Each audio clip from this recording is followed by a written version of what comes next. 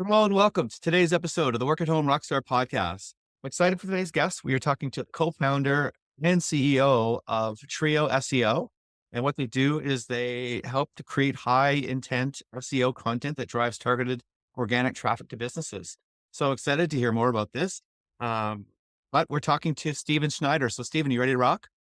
Yeah. Let's do this all. So first, we're going to start off on a good note. So tell me a story of success in your business that we can be inspired by. Oh, wow. I think it's just more or less about kind of how I got through into SEO and kind of just originated in that. But yeah, I started out long ago in college and didn't really have a path or kind of like what to do, just kind of like studying finance. It was like, okay, MBA, like sell my soul to corporate finance, like just go down that track, make some money and, retire. And thankfully that wasn't what happened. One of my friends in college showed me SEO once he was doing like Amazon affiliate websites back in the day, kind of in the Wild West era of SEO. He was already making like 10, 15 grand in college per month. And I was just like, this is bananas. Like, you're making this much money from your dorm. Like, what's going on? So I kind of just absorbed everything I knew and tried to just go down the rabbit hole in SEO, and very kind of like just through the way of life randomly. And he and I joined forces with his other partner, and we had 40 websites in our portfolio. We all owned together. We're doing about 300 to 400 articles per month, and scaled that up, and then left that company. And then I kind of like randomly met these two guys, Connor Gillivan, Nathan Hirsch, who are now my partners through LinkedIn, just networking, and joined forces again, kind of to create Trio. So I feel like it's always been kind of a fun success story to kind of see where life takes you, kind of going with the flow and kind of riding the wave, so to speak. And I Mhm. just had a lot of fun doing it. Still am. Yep. Wow. The Wild West of SEO. I remember way back when, I've been in this world for a little while too. And I remember that we used to have these article spinners. And so you'd like Oh, write jeez. an Here we article go. and it would automatically create a bunch of different permutations of that same article. And you could post them on a whole bunch of different sites and drive traffic. Like, is that kind of Yeah. stuff still like, can you still do stuff like that? I don't know if I would recommend it, but yeah, I was just looking through someone's site the other day and I noticed it's like, 50 iterations of one blog post with the same URL, and you open it and it's just like a couple words are changed. I'm like, why am I just finding this now? And it's all these backlinks, like obviously on other people's websites that kind of link back and they're trying to, spin up backlinks. And it's just like, Mhm. so long answer. Yeah, I probably wouldn't do it. It is still do it. People, they're going to try to cut corners no matter what. Do you think it, because I think what I've sort of, the impression that I have now is that Google has figured that stuff out, and Oh you could yeah, potentially even be penalized for doing stuff like that, trying to game the system, right? 100%. Yeah, you can make it. SEO is very lucrative. And so people are always going to try to figure out how do I get as much traffic to my site for as little as possible? And Google obviously has their one policy is to like do good by humans using their site and using Yep. Google. So um, those two things kind of butt heads at the end of the day.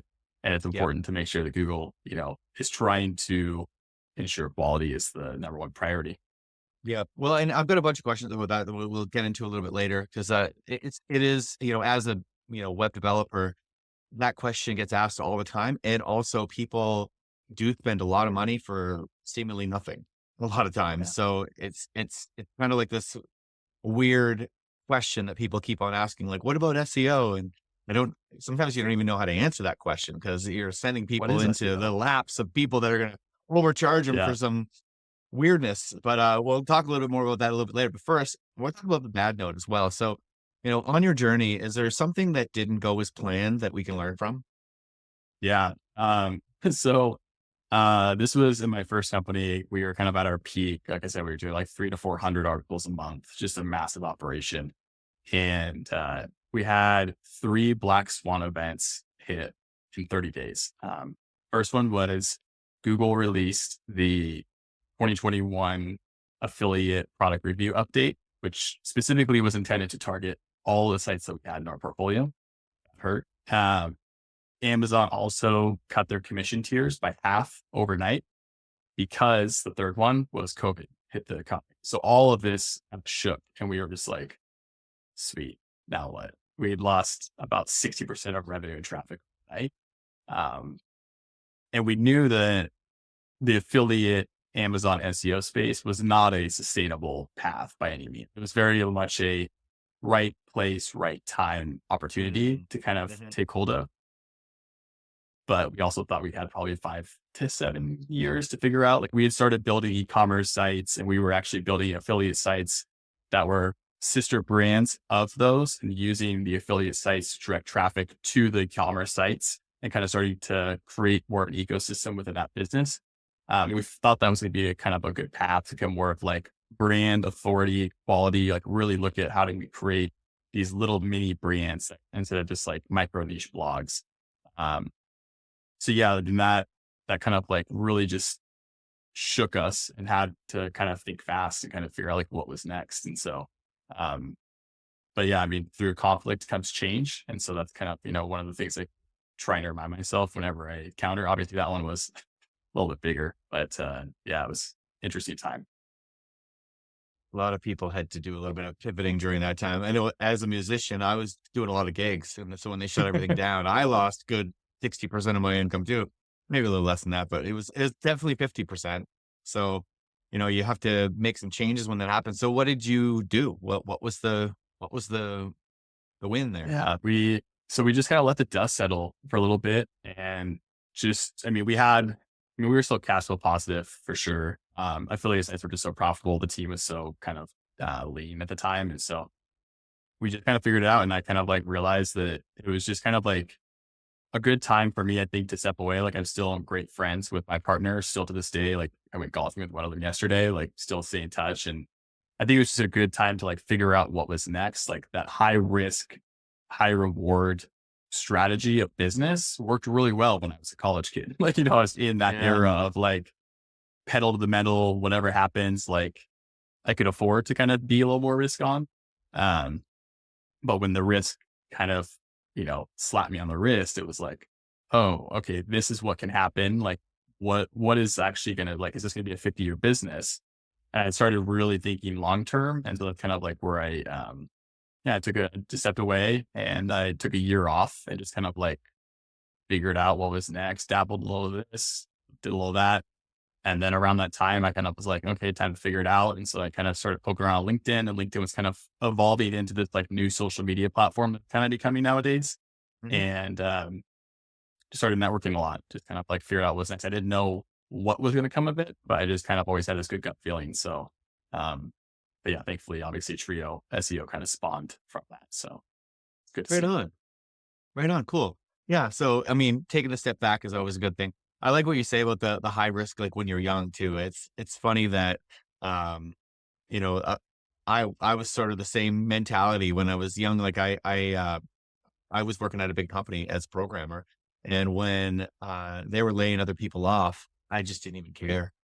I was like, whatever. If I get laid off, I'll be fine. And it turned out, it worked out. I did end up getting laid off, got a severance package, and started some businesses. And it's funny looking back on all that stuff, and you're like, man, I just had no worries about any of that stuff. And then when things, as time goes on, though, you start to build a certain lifestyle, and then all of a sudden you got to touch that lifestyle. And so when things don't go wrong at that point, that's when you really have to start thinking about it, right?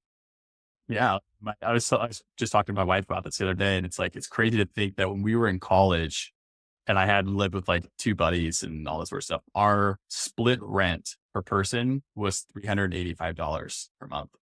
And it's like, my first affiliate site I got really lucky with was making like 3 to 4K a month in college. And I was like, I'm rich, like I'm making $3,000 a month in college. I could resell this thing for 30x that and make $100,000 with my partner. I'm like, I'm retired, 29. Like, this is gonna be great. And obviously things change, but it's kind of like what you're saying, your lens of what things could be. And you're obviously a little naive, which is kind of an advantage also to really lean into. So yeah, it's kind of interesting to kind of just like think back to that and kind of ride that wave and just feel like I was also so energizing too. Like that is kind of what fueled a lot of the future successes because you kind of get a taste for it and you're like, oh, this could work. I can see how this play out. Yeah. And I think the big takeaway that I'm taking from your story and probably even mine is that back then, it's a matter of like just having a lean expenses. If something were to happen, you would lose everything. Well, okay, I've got $300 of rent. Yeah. Okay, I'll be fine. I could probably go pick up a job at the coffee shop and, be Yeah, fine. Right. exactly. And it sounds to me like something similar happened with your first business as well. You had a lean situation. So when you lost 60% of your income, you still were making money. Right.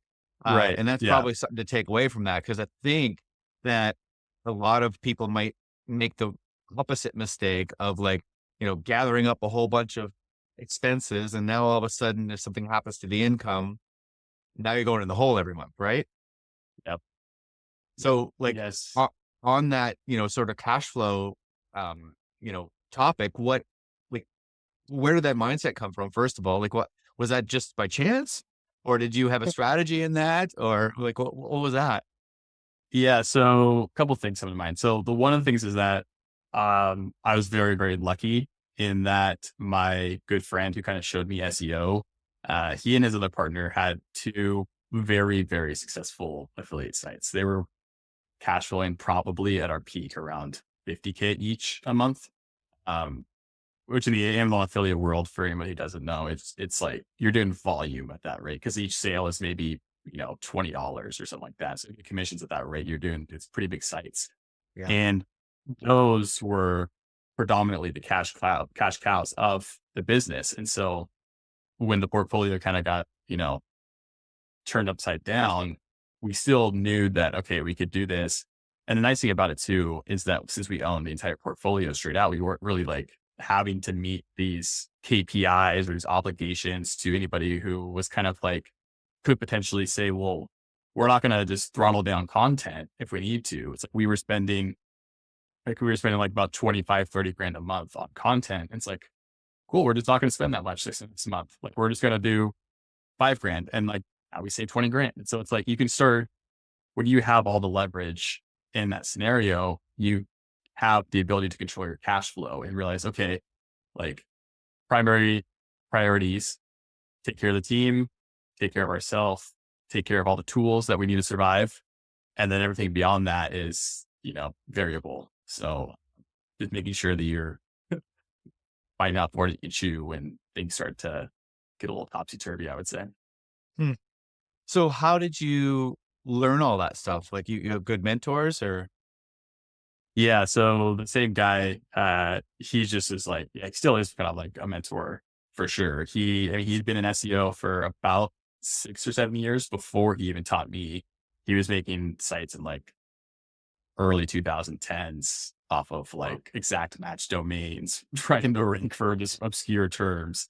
And, yeah, I just kind of like, he just always had um, a very logical mindset, which sounds weird to think. 'Cause you're like, yeah, of course it makes sense. But I think that one of the things that gets blurred in business is mixing emotions. And it's like, that's where kind of like, that's my weakness. And I would say is I'm almost a little too much on the emotional side of the spectrum when it comes to making decisions. And so you kind of really have to like remove all biases in situations like that and be like, what makes the most sense right here, right now for the company instead of trying to make decisions around, well, what if it changes in 6 months? Like, don't worry about that. Let's worry about this month. Like you really have to kind of control the situation at hand and isolate yourself and then kind of start playing chess instead of checkers. Yeah. Those those logical people they can be a little tough to deal with, can't they? Especially Um, when you're an emotional one, right? no, no, they're great to deal with.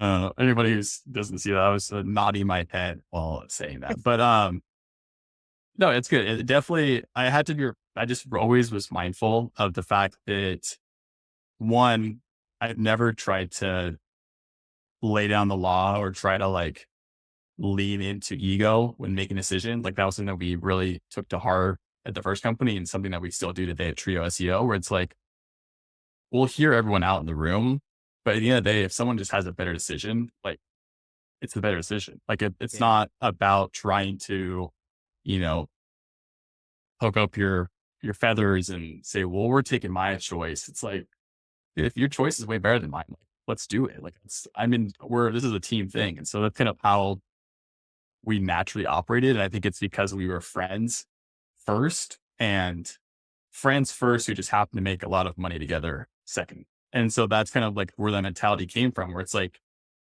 the more that we can kind of tread down a path together, the better it's going to be. Like, why would I try to like butt heads with you or vice versa? And it's like, that's not going to do any good. So just kind of like set that stuff aside and do what's best for the company. Yep. And when it comes down to it too, like if I find that these emotional things that come up, a lot of it happens to be, whatever emotional spending, keeping people on the team when they probably shouldn't be on the team, all that kinds of stuff, not being clear with the outcomes, all those things that you're like, well, you know, when you have that logical person on the business, that's like, no, no, no, we need to do what's right for the business. In the end, if you do what's right for the business makes profit, which allows you to spend more money on the people that you have an emotional connection with in the first place. Right. So, 100%.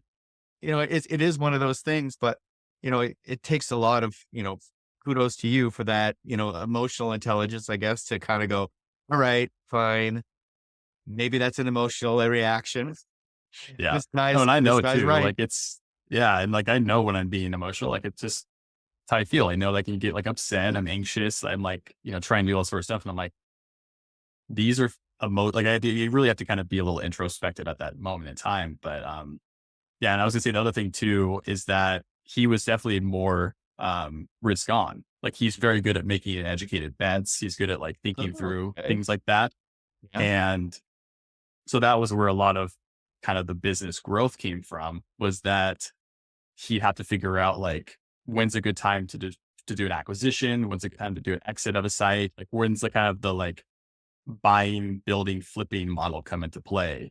Where I look at it as like, well, let's just cash flow these sites forever. And he's like, no, we're selling this thing next week. Like we got to get out of this. And I'm like, it's just a different mindset because I'm more emotionally tied to stability, like making sure everything's comfortable, making sure that there's no, like, you don't rock the boat. And he's like, but we could sell this thing, sell one of the sites, and we're getting 2 years of cash flow up front.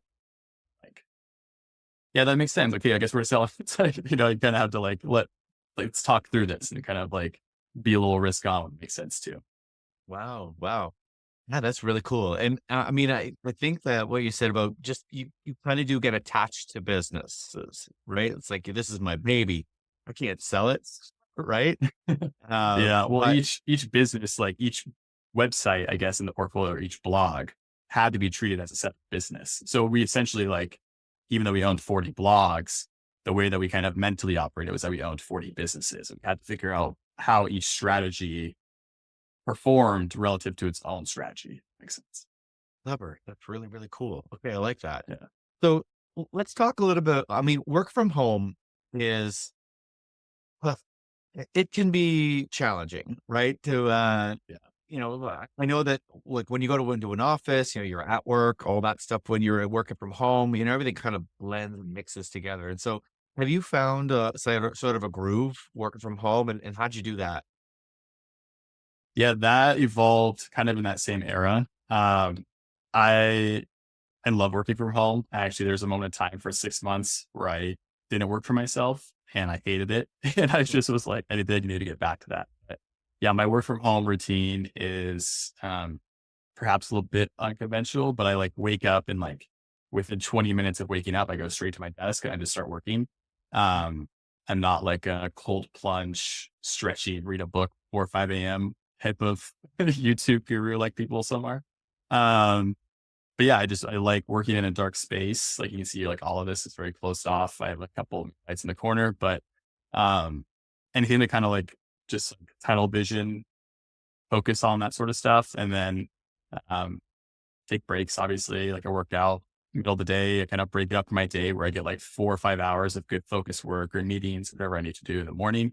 and like go to the gym, kind of break away and then come back and kind of work on all the later on stuff. But yeah, work from home is hard. It's definitely a unique can of worms to be thrown into, which I appreciate. Yeah, especially when you have a family, right? Yeah, for sure. So how do you navigate that situation? Like, do you have like work hours, or like how do you not get interrupted? Yeah, thankfully we don't have kids yet, but I have a dog and I'm glad he's not barking right now during any of this. But he's kind of like my my kid. But yeah, I mean I've always been up early. I'm definitely an early bird, so that's kind of where I get a lot of my good hours in. Um Back in college, I would wake up really early. Like I'd wake up at like 2 or 3 in the morning so I could get a good solid couple hours in before I go to class. And I would work like all night, and then I kind of just through practice and a lot of good communication with my wife, learned that there has to be a cutoff time, which has also helped a lot of like mental health wise because I'm not always attached to it, so to speak. But yeah, I create normal working hours. I go 6 to 10, work out from 10 to noon, and then noon to 4. So it's a very like structured day. Then I live hour by hour in my calendar. What I have to do. So Right on. Okay, so before we get to your guest solo, I want to just kind of dive in a little bit more to the SEO maybe stuff, because I do think it's an important topic and a lot of people are misunderstanding it. And maybe I've got a question. What's the wrong way to do SEO? uh, quantity over quality. Ah, okay. And what does that mean? I think people who often like think about SEO or they don't know what it is, and they're just kind of like going about it like, what is this like weird, mysterious thing that people talk about?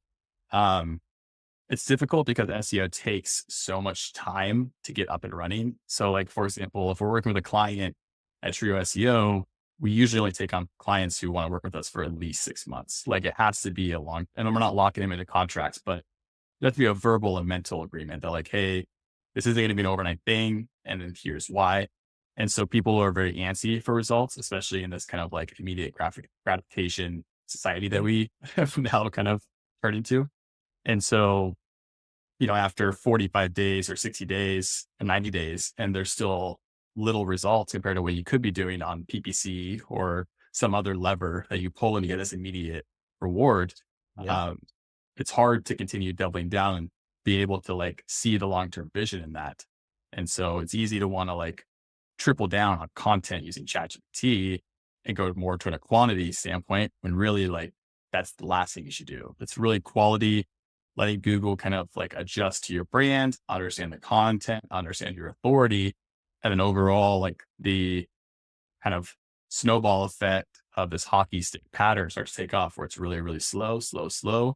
And then it just kind of tips and starts to compound. And you kind of like see this like upward trajectory that you never really thought would ever happen. Okay. So what would you say if somebody and I mean in any industry just said, I want to be on page one of Google? Like is that something that's possible? Like what would you say when they say, I just want to be number one on Google? I'd say we're probably on a good fit to work Okay. together. And why is that? Because it's an unrealistic expectation.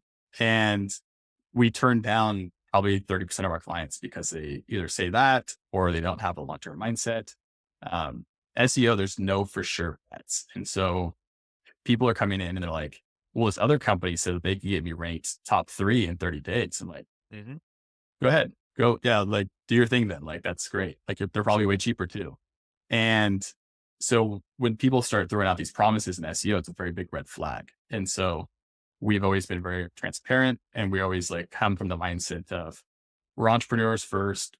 We built businesses of our own, driving success through SEO. Now we're taking our strategies and implementing it for clients. And so people who want to just rank first and not really, care about anything else, it's like, okay, that's fine. But there's also a lot of there's like 10 million other variables that go into just like ranking for that keyword. So it's like, how about if you don't rank for this keyword, but how about you rank for the other 100 keywords we're going to add to your site? Like, does that matter? And they're like, oh, see. So you kind of have to just like, there's usually a lack of education when it comes to things like that. And so part of it is just evolving the conversation to ensure that people just like see the big picture and understand the full landscape of what you're engaging in. So, and I think that's probably because I get my inbox is literally full on every email address that I have. People say that they're going to get my website ranked on page one or whatever it is in Google or whatever it is. So, I guess, do you have any visibility on what those companies are going to do if I were to contact them and say yes? They're probably going to build some pretty shady backlinks, I would guess, because backlinks definitely move the needle. There's no arguing that. Um, the more votes of confidence, quote unquote, that you can get from other sites linking to yours, kind of vouching for that, definitely helps. But with that, like, it goes back to the quantity versus quality thing. So if you get 100 low quality links overnight, it might be a good short-term overnight fix, but is it going to be a 3-year solution? Probably not. So that's kind of my guess. They're probably like going in that black hat, gray hat kind of sketchy area to get you Hmm. those results to get you happy so that you continue. But you're going to look back in maybe a year or 6 months and be like, why is my site all of a sudden like get tanked by Google's last update? So who knows? You got to play by the book. Yeah. Okay. And that, that's sort of what I saw too, is that you might jump up the ranks quickly, but then over time it'll go lower. Now, is there any sort of like long-term damage though? Like what would happen if, let's just say that I did that and it wasn't a scam. It was actually somebody that just got me up on whatever first few pages of Google. And now all of a sudden it's falling out, you know, company is nowhere to be found. I come see you. Can you help me? Yeah, I mean, we always do an audit of the site, and that's more or less to protect ourselves too, not just to see what you guys are working with. So, like, if you have been engaging in practices that are maybe a little unethical, not saying that like the client didn't do this knowingly, but maybe a previous SEO did, we'll just be upfront, be like, hey, really unfortunate, like, there's some things we're gonna have to change. We're gonna have to pretty much like go under the hood, rework a lot of this stuff, and it's just not gonna be as quick as you'd like it to be. So normally, say our sprint is 3 to 6 months, like it's probably realistic to think about your sprint in a 12 to 16 month timeline because Well, we kind of have to redo it. And I think that like obviously that's gonna change things depending on how severe it is. But there's just so many variables in play. Like we have to kind of, and obviously it's kind of like a under promise over deliver thing. It's probably going to happen sooner, but at the same time, like I'm not going to promise someone their site's going to be fixed in 3 months. It's like there's a yeah, lot of work to do. So we kind of have to rebuild your brand from Google's point of view. but that can be done. Like it's not Uh, like okay, this domain is now just toast. Google hates it, and we can't do Yeah, anything about it, right? yeah, you definitely don't want to just kind of go with that mindset because like every time you switch a domain, you can. I mean, obviously you have 301 redirects and all these like technical things that you can do back end, but you're essentially asking Google to like relearn this entity online, and URLs are kind of like the real estate or like the plot of land for your company. And so if you're constantly doing this over and over and over again, it's kind of like, as if you were to have a really good business in Texas and you're like, oh, by the way, we're moving to Michigan. And you're like, oh, by the way, we're moving to Washington. Like every single time your customers then have to like find you. Um, and it's just kind of a pain. So I mean, like, yeah, you can slowly crawl your way back, but it's definitely not gonna be an overnight thing. You're gonna have to like really get into good graces. Good. And so it's my impression, and just tell me if I'm right or wrong, is that as time goes on, I mean, Google does employ quite a bit of technology and AI and all that stuff. And so, its goal really is to understand your business and offer it up to the clients who are most likely to want to hire you, right? Is Yeah. that how it works? So, Yeah, so pretty much. really, so really when it comes down to it, there's not a whole lot of like gaming that you can do on your site. You just have to make your site as authentic, I guess, as possible to what you do, right? Yeah, essentially, I always like to kind of describe it as like an iceberg. And so if you were to picture an iceberg, there's like this little piece of ice or snow or cap atop above the water.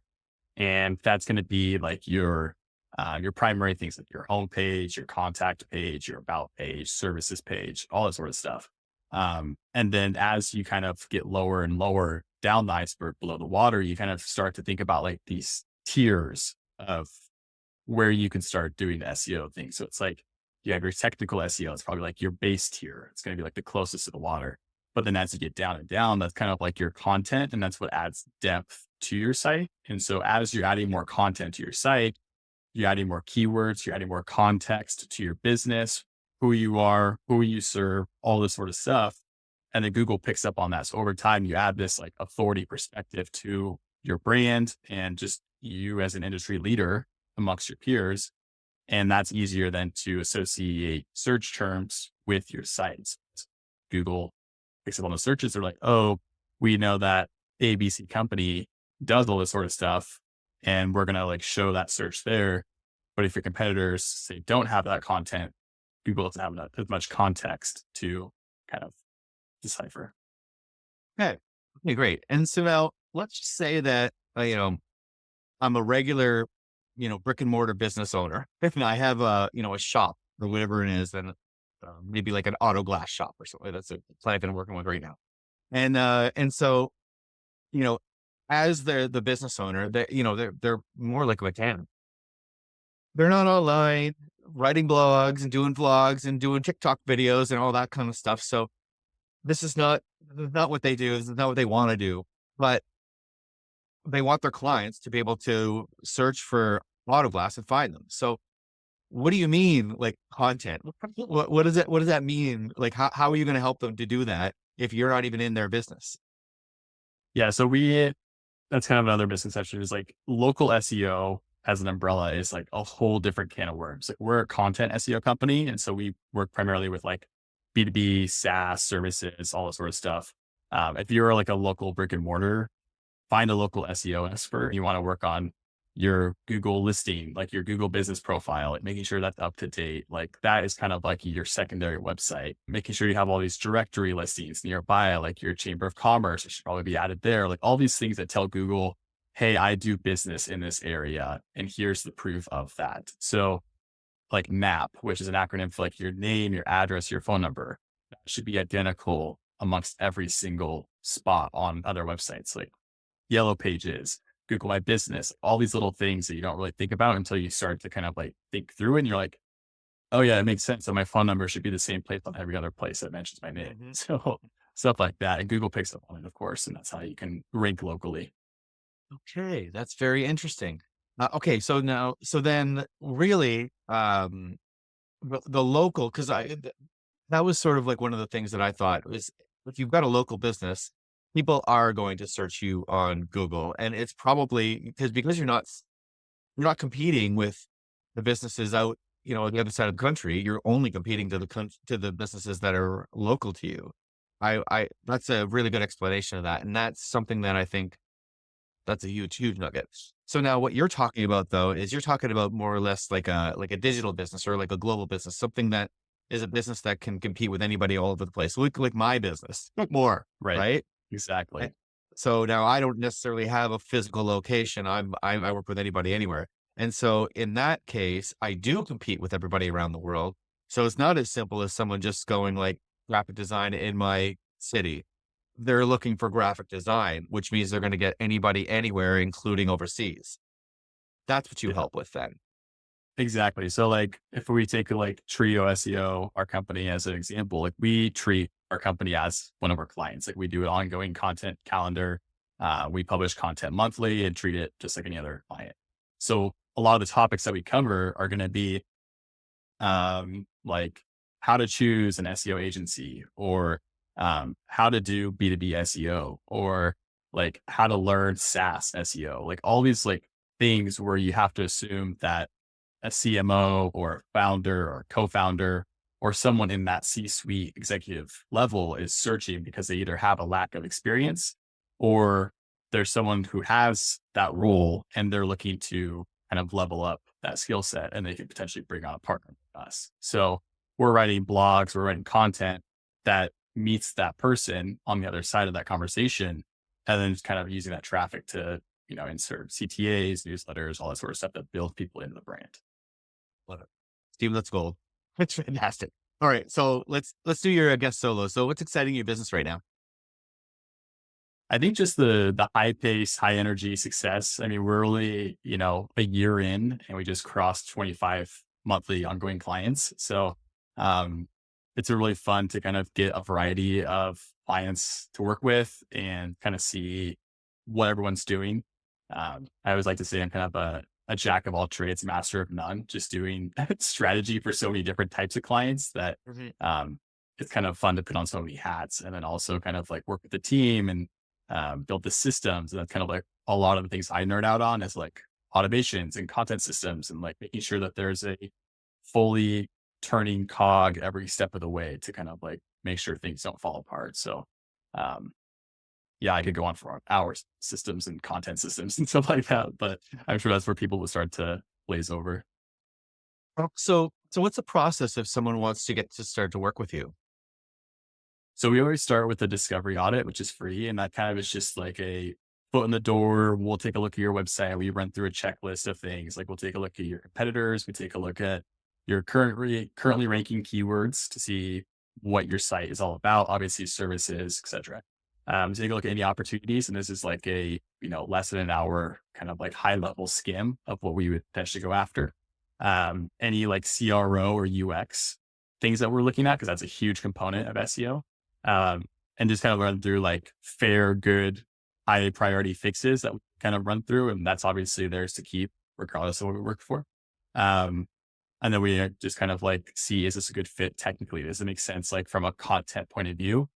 In some cases we've worked with people or attempted to work with people where they come to us and we're just like, this material is so dense. Like we'd have to go hire an expert writer and that's going to severely impact the cost of your budget, or Right. it's just not a good fit. And like some cases, like blogs don't work for everyone. And like as much as I wish they did, they don't. Um, so like we're very upfront about that. If it's not a good fit, it's not a good fit. Hopefully there's someone else we're going to refer you to. But um, we do a lot of due diligence to make sure it's a win-win for both cases. And we're not just signing up for this, hoping that it works out. And we want it to be a win at the end of the day for them. So, and maybe you can't get into this, but like, what would be like the sort of range of cost if someone was looking to hire somebody? Yeah, so we have a couple different packages. Our full service, which is everything from strategy to writing, 100% human written, no AI, editing, uploading. We even do on page and like publishing, fully hands off for them. That's 7 articles per month for 3,000 ongoing. And then we also offer a one-time strategy for 2,500 bucks. And that's pretty much just like hey, maybe you have a writer on hand, maybe you have a team. We'll do a complete keyword research strategy, and then we'll actually create a roadmap for you for 90 days. And that's like assuming you went after 5 or 10 articles per month. Here's 15 to 20 articles per month, landscape wise, that you potentially target. And then you get that full strategy. And it's also a good foot in the door because people get to see how we think and the process of just internally. And then they can determine where to go about that. And then the other option too is that if, say, someone has a writer on hand, but they don't have strategy, we'll do the strategy plus like all the outline briefs or any of the blog skeletons, I guess, and then hand that over to them and they can finish the race. Wow. Okay. That's really, really cool. Yeah. Because I think that there are people that probably just don't know how to do it and you can help them with that. So what do we do? How do we find out more? So you can Google Trio SEO, Trio SEO. I always like to joke that if you can't find us on Google, we're doing something wrong. So go there and look us up. You can throw in my name. I'm also super active on LinkedIn. I post daily. My partners as well, Connor Gillivan, Nathan Hirsch. So yeah, if you kind of just start throwing those words around, I'm sure you can find us one way or another. Awesome. That's cool. And Nathan's been on the show as well. So that's Yep. really cool. Right on. Well, thank you so much for rocking out with me today, Steven. It's been a lot of fun. Thanks, Tim. Appreciate it. Great. And to the listeners, make sure you subscribe, rate, comment, and go to work@homerockstar.com for more information.